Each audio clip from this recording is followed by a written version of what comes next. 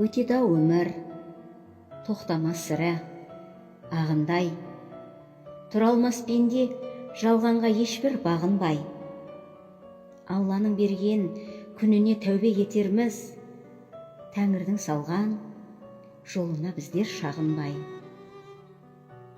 Сын сағат қоймас, жылжыған уақыт тоқтатып, қойғаны да расау, көз жасып жақын жоқтатып.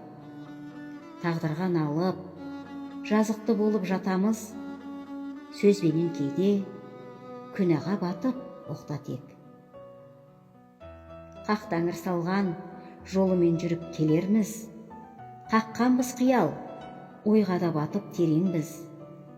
Адаспас ұрпақ, тілменен дінді дәріптеп, ізімен келсек, бабалар салған егер біз.